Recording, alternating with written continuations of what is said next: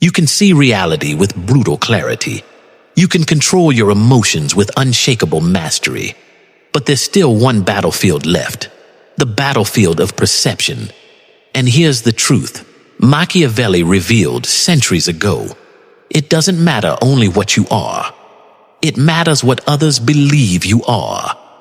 This is the third pillar of the mental monster, the game of appearances. Think about it. Human beings are creatures of judgment. We judge by what we see, what we hear, and what we think we understand. Most people don't look beneath the surface. They don't analyze deeply.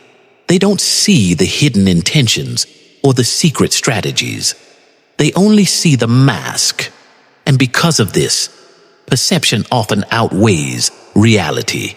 Machiavelli advised rulers to appear merciful, faithful, humane, sincere, and religious, but to be ready to act against those virtues whenever necessary. Why? Because appearing virtuous earns trust, loyalty, and admiration. But being too virtuous makes you weak and predictable. A prince who looks kind wins hearts. A prince who is only kind loses power. This is the paradox the monster embraces. Authenticity without strategy is weakness. Let's break it down. Imagine a leader. Maybe he isn't the smartest. Maybe he isn't the bravest. But if he projects confidence, strength, and vision, people will follow him, even blindly. On the other hand, imagine a genius who is timid, unsure, and careless with his image. No matter how brilliant he is, no one will take him seriously. The monster understands this game. He doesn't show every thought, every emotion, every fear. He decides carefully what to reveal and what to conceal. He builds an aura, a presence, an image that inspires respect, curiosity, or even fear. People think they know him, but in reality, they only see what he allows them to see. And this is not hypocrisy. It's strategy. Think of it like armor. If you walk into battle naked, you'll be destroyed. If you walk into life exposing your every insecurity, your every weakness, people will use them against you. But if you craft an appearance, you create armor. Your true self stays protected, while the world interacts with the version of you that you control. Let's bring this into modern life. In business, if you appear confident, even when you're still building your skills, investors, partners, and clients will believe in you. They don't see your doubts. They see your projection of certainty. In relationships, if you project firm boundaries, even while you struggle internally, people will respect you. They may not know your inner battles, but they will respond to the strength you show outwardly. In social life, if you present yourself as calm and collected, even in moments of crisis, people will rally around you because humans are drawn to stability in chaos. History is filled with examples of this. Great leaders who weren't necessarily brilliant strategists, but who mastered image. They created myths around themselves, projected strength, and controlled how others saw them. And because of that, they gained power far beyond their actual abilities. Now ask yourself, how much of your life is shaped not by who you really are, but by how others see you? How many opportunities have you lost because you failed to control your image? How many times have people underestimated you, disrespected you, or ignored you, simply because your appearance didn't match your true worth? This is why the monster takes control. He doesn't leave his image to chance. He doesn't allow others to define him. He engineers perception like a sculptor shapes stone. And once people believe in that crafted image, it becomes a weapon. Because here's the real secret. Appearances don't just reflect reality. They can create reality. If enough people believe you are strong, you will gain real power. If enough people believe you are trustworthy, doors will open. If enough people believe you are unshakable, enemies will think twice before testing you.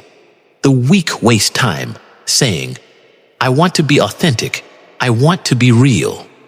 But what they mean is, "I want to be careless."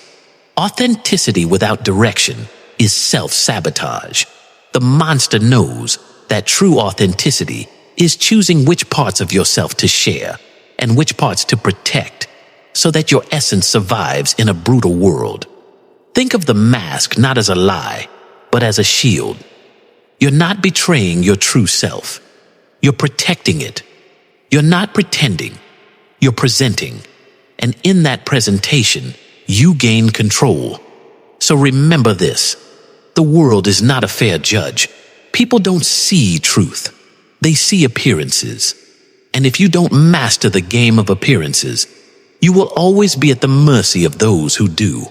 That is the third pillar. Once you master it, you will no longer just exist in the eyes of others. You will dominate their perception. And from there, you are ready for the final and most decisive pillar, relentless action. You can see reality with brutal clarity. You can control your emotions like a master. You can craft appearances that bend perception. But if you stop there, you're not a monster. You're just a dreamer wearing armor.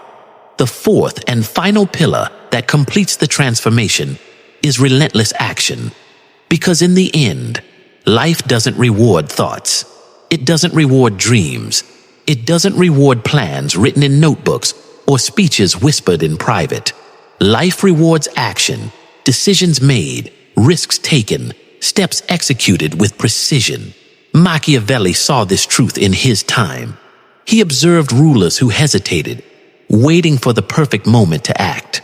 They calculated endlessly, but when the moment came, they froze. And what happened?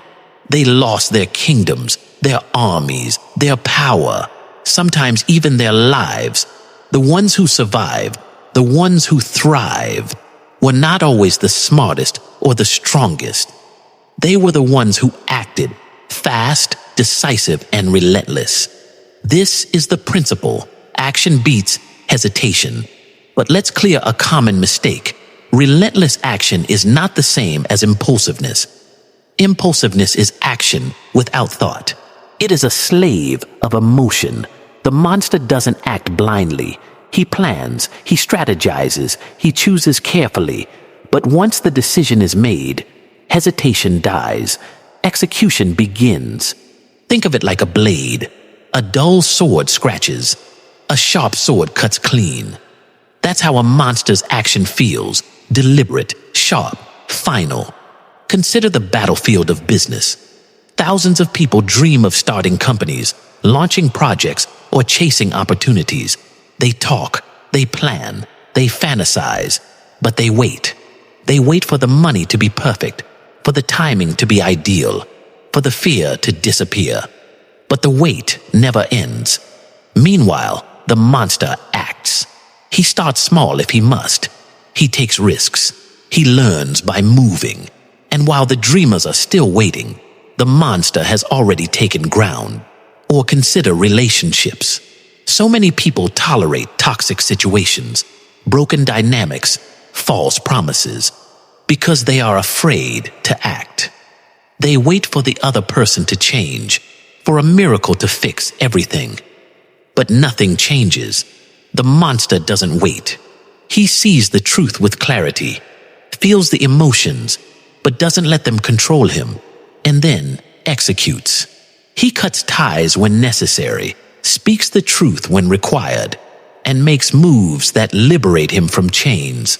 Even in personal life, action is the difference between living and existing. Think about how many people say they will start tomorrow. They'll start writing tomorrow, training tomorrow, building tomorrow, living tomorrow. But tomorrow never comes. Years pass, and regret takes over. The monster doesn't delay. When he knows what must be done, he moves. He doesn't wait for motivation or inspiration. He builds discipline. He acts because action is life. History celebrates those who embody this pillar. Alexander the Great didn't conquer half the known world because he had the most resources. He conquered because he acted before others could prepare. Great entrepreneurs didn't become legends because they waited for everything to align.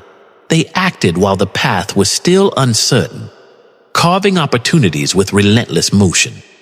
And here lies a brutal truth. The world doesn't belong to the most intelligent or the kindest or even the strongest. The world belongs to those who act when others hesitate. But why is relentless action so powerful? Because it creates momentum. Action generates results, sometimes victories, sometimes lessons. Both are valuable. Victories give you power, lessons give you wisdom. Hesitation gives you nothing but regret. The monster knows mistakes will happen, but mistakes made in action are weapons. They teach, they shape, they harden. Mistakes made in hesitation, however, destroy silently. You lose without even trying. So the monster's law is simple. Move. Always move. Not recklessly, not blindly, but relentlessly. Think, plan, prepare. But once the choice is clear, strike. Because hesitation kills, but action creates. And here's the secret. When you combine all four pillars, brutal clarity, strategic emotional control, mastery of appearances, and relentless action, you reach a state few humans ever touch. You become unshakable, untouchable, unstoppable. You become a mind that cannot be broken, a force that cannot be manipulated, a presence that cannot be ignored. This is the final evolution of the mental monster, not just someone who thinks differently, but someone who lives differently. Someone who transforms thought into reality, strategy into victory, vision into legacy. Relentless action is the final breath of the monster's spirit. It is the fire that turns theory into power and power into destiny. So ask yourself, are you waiting or are you moving? Are you still planning or are you executing?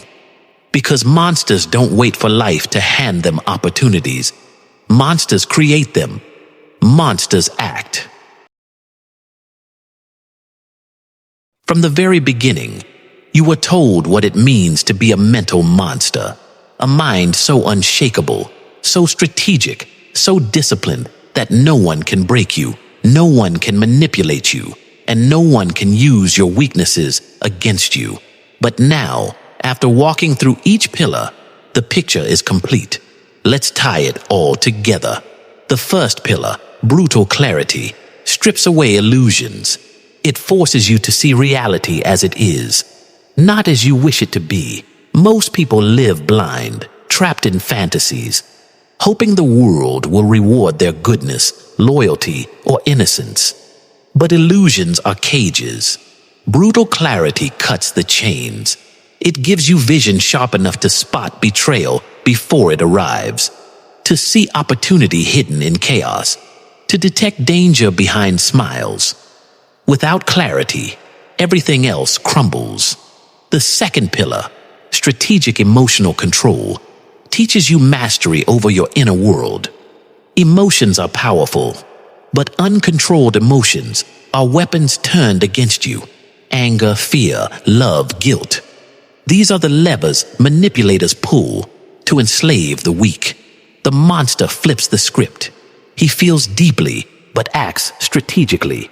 He chooses when to reveal, when to conceal, and when to transform emotions into fuel. This makes him untouchable from within. The third pillar, the game of appearances, reveals that power isn't just about truth. It's about perception. People rarely look beyond the surface. They believe what they see, and what they see can be shaped. The monster crafts his image with intention, building respect, fear, or admiration as needed. He wears the mask not as a lie, but as armor. Through appearances, he protects his essence, while bending the world to his will. And finally, the fourth pillar, relentless action, transforms thought into destiny. Too many dream, too many plan, too many wait for the perfect moment that never comes. The monster doesn't wait. He moves. He acts decisively, relentlessly, without hesitation once the path is clear. He understands that action creates momentum. Momentum creates results, and results create power. Now imagine what happens when all four pillars unite. A person who sees reality without illusions. A person who cannot be manipulated by emotions. A person who shapes appearances to his advantage. A person who executes without hesitation. This is not just strength, it is invincibility of the mind. And here lies the deeper truth. Becoming a monster doesn't mean becoming cruel or heartless. It doesn't mean losing your humanity. It means rising above weakness. It means refusing to be broken by lies, fears, or illusions. It means claiming the only true freedom that exists, the freedom of an indestructible mind. Look around you. The world is full of people waiting for luck, waiting for kindness, waiting for someone to save them. They live as prey, but predators walk among them. The ones who master these pillars rise above the herd. They lead, they dominate, they transcend. Ask yourself, where do you want to stand? With the weak who cling to illusions, or with the strong who carve their own destiny? Because here is the ultimate choice. You already know what it means to be a mental monster. You already know the pillars. The only question left is, will you apply them? Will you tear off the blindfold of illusion, seize control of your emotions, sculpt your image with precision, and strike with relentless action? Transformation doesn't happen by listening.